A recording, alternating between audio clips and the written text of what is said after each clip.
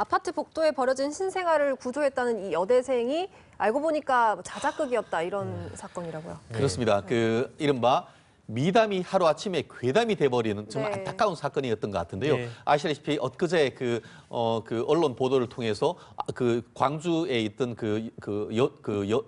여대생이 네. 본인이 자다 보니까 밖에서 고양이 소리가 나가봤더니만 네. 이 피덩이가 같은 아이가 있어서 그것을 구조했다라고 했는 언론 보도가 나왔었는데 네. 알고 봤더니만 본인이 낳는 아기가 본인이 결혼하지도 않고 그 부모들한테 알리지도 않은 상태에서 낳는 것이 두려워서 네. 언니 집에 갔다가 아이를 출산한 다음에 그 형부에게 거짓으로 얘기를 했던 점이 그 노련한 경찰에 의해서 밝혀져서 내용이 안타까움을 더하는데요. 네. 그 사정을 들어봤더니만 정말 본인이 그 남자친구한테 연락해도 연락되지 아니한 그런 안타까움 속에서 그와 같은 허위 신고를 했다는 것에 있어서 네. 물론 그 사건 전체가 어떻게 보면 허위 진술을 했다는 사실에 대해서는 그 비난을 할 가능성도 있습니다만 네. 그 사정을 봤을 때는 저 또한 그 어떻게 보면은 아이가 있는 그 딸아이가 있는 아빠로서 너무나 안타까웠던 사건이 아닌가 싶습니다. 네, 그렇습니다. 뭐 말씀해 주신 대로 비단 이 여대생만의 문제는 아닌 것 같고요.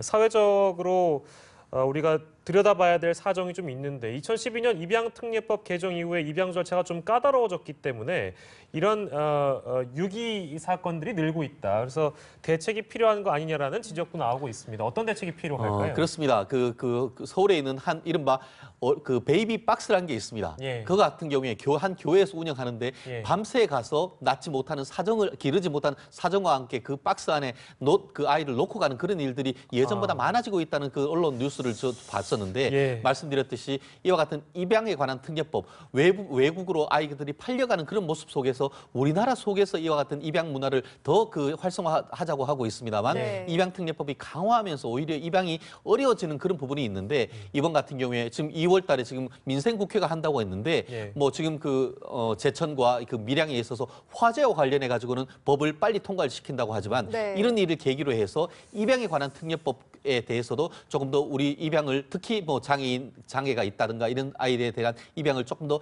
용이하게 하고 그것에 대해서 지원할 수 있는 그런 입법적인 개선 꼭 필요한 시점이 아닌가 저는 생각을 합니다. 네, 알겠습니다.